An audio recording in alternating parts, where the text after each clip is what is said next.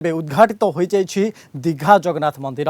तेबे अक्षय तृतीयार शुभ लग्न में मुख्यमंत्री ममता बानार्जी आनुष्ठानिक भाव मंदिर उद्घाटन करिसेंति। 65 मिटर उच्चता संपन्न जगन्नाथ मंदिर प्रकल्प पर 250 कोटी टंका व्यय होइछि। उद्घाटनी सभा जोग देइतिले बहु धर्मगुरु। तेबे एने साधु सन्यासी और श्रद्धालु मानक सह अधिक आलोचना करिसेंति।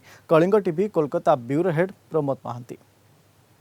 जो दीघार जो जगन्नाथ मंदिर उद्घाटन होइछि एवं यार जे अंतकरण रे जो भाव एक जगन्नाथमय परिवेश सृष्टि होइछि आमे से संपर्क रे जानिबा से कोन कोन विभिन्न राज्य रे मध्य जगन्नाथ मंदिर स्थापित होई अछि।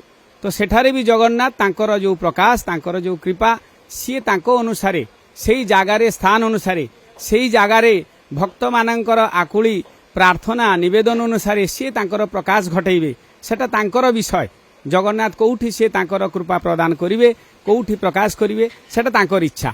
दीघारे मध्य जगन्नाथ मंदिर हेइछि।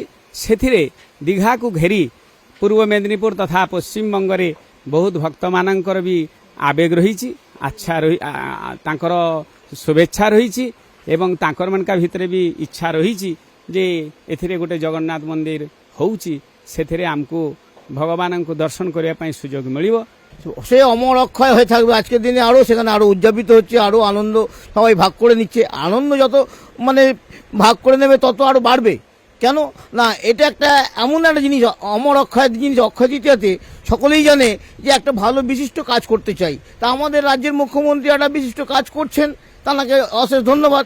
কিন্তু জানি না যে এই বিশিষ্ট কাজে সেখানে কোনো রকম সাম্প্রদায়িক আসবে কিনা বা কোনো রকম অপ্রীতিকর কোনো ভবিষ্যতে কোনো সমস্যা হবে কিনা। যাই হোক এটা খুবই ভালো যোগাযোগ সেটা আমরা চাই দিদি এরকম আরো প্রত্যেক জেলায় জেলায় একটা কিছু করুক এটা আমাদের কামনা বাসনা। ওনার প্রকাশ কিন্তু শুধু পুরীর মধ্যেই সীমাবদ্ধ নেই, সমস্ত দেশে ভারতবর্ষের সমস্ত রাজ্যে এবং সারা বিশ্বে ছড়িয়ে পড়ছে ধীরে ধীরে।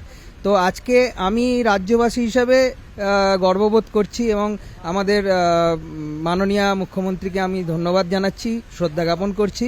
উনি এরকম একটা মহতী উদ্দেশ্য নিয়েছেন এবং আশা রাখবো আগামী দিনে কোনো রকম সাম্প্রদায়িক দ্বন্দ্ব ছাড়াই যাতে এই মন্দির সর্বসাধারণ ধর্ম বর্ণ নির্বিশেষে সকল মানুষ সেখানে তার সমাগম হয়, ভক্তের সমাগম হয় এবং প্রত্যেকেই জগন্নাথ প্রভুর কৃপা লাভ করতে পারেন। দুটোর মধ্যে বিশেষ একটা পার্থক্য আছে। পার্থক্য শুধু নয়, বিশেষ দূরত্বও আছে। কিন্তু পুরীর জগন্নাথ ধামের সঙ্গে দীঘা জগন্নাথ ধাম মিলিয়ে ফেললে হবে না।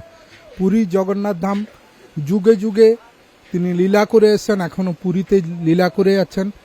আর মমতা দিদি যিনি আমাদের দীঘায় জগন্নাথ ধাম বলে প্রচার করছেন, ওটা জগন্নাথ ধাম নয়, শুধু জগন্নাথ মন্দির হিসেবেই ওটা প্রচলিত থাকবে। পুরীতে যে জগন্নাথ ধাম আছে ওটা আমরা সকল দেখে আসছি। ওটা বহু পৌরাণিক কাহিনী জড়িত আছে ওতে, ওটার একটা আলাদা মহত্ব আছে। আর এখানে দীঘাতে যেটা হচ্ছে ওটার মহত্ব আলাদা, ওটা একটা দার্শনিক স্থল হিসেবেই থাকবে। তো এরকম হলে ভালো, যাতে ওটাতে দার্শনিক স্থলের সঙ্গে সঙ্গে যাতে ওখানে ভক্তিও থাকে, এটাই আশা রাখবো। মন্দিরের অন্তকরণে শান্তি সাম্য এবং সৌহার্দ্য পরিপূর্ণ হলে জগন্নাথ তত্ত্বর যথাযথ পরিপ্রকাশ ঘটিব। দীঘারু ভিডিও জর্নালিষ্ট সমর জিসানଙ୍କ ସହ ପ୍ରମୋଦ ମହାନ୍ତି, କଳିଙ୍ଗ ଟିଭି।